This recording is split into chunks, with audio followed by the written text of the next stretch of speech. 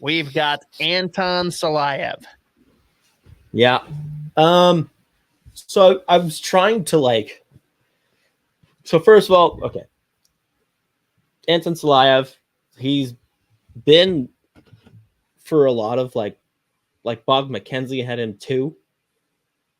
There have been plenty of other like public scouting, whatever, like groups, whatever, that have him too. The thing is, he is a 6'7", 210-pound elite skating. That's the thing. Not just good for his size. He is a high-end skater. Like forwards, backwards, doesn't matter. He's got good speed.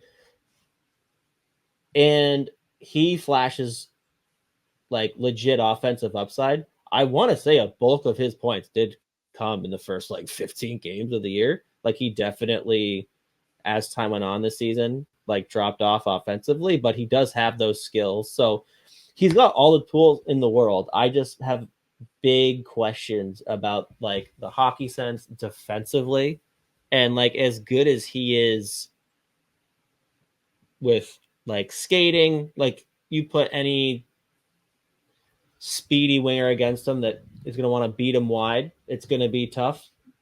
Number one, because he's so fucking big, but the fact that he is such a good skater, like he will easily keep up with you.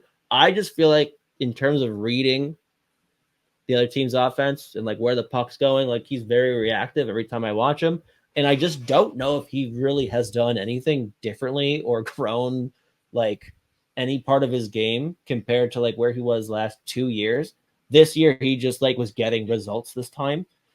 So I really haven't seen the progression in terms of like the raw skills.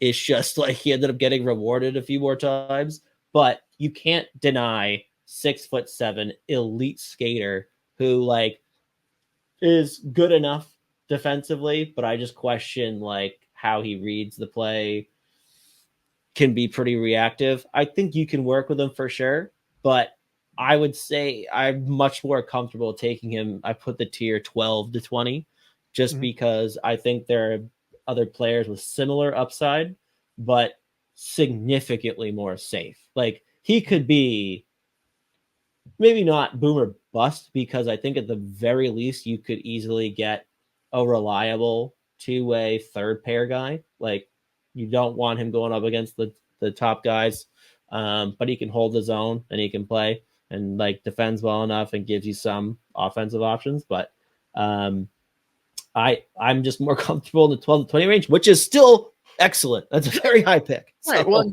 it's not like I'm totally shitting on the kid, but I just get so nervous, especially with like the crazy hype this year. That's the thing for me, dude. Hype. Like it's really fascinating now that we've done a like couple seasons of this, to see you earlier this year, like kind of end of the summer, be like, hey, I'm going to go out on a limb and say I would take him at 12 when he was like a late first at best at the time. And now everyone's like, oh yeah, he's number 2 behind Celebrini. Because I mean, look at him. And it's just like such a dramatic shift. And again, you're just holding strong. Like, yeah, 12, I'm okay. But that's where I'm drawing the line. Yeah. I mean, if you're taking him number 2 overall, you're heavily betting that he's going to be a number 1 defenseman. I can't see him as a number 1 D-man. Or your Arizona. Yeah, well, those 2 Russians they took last year are fucking incredible. I love their picks, so whatever. What is it in Letterkenny? BFIs, big fucking engine. This guy's a BFR, big fucking Russian. Yeah. But I do think hang on. If they were the same class, who would you rather have, Simashev or Silayev?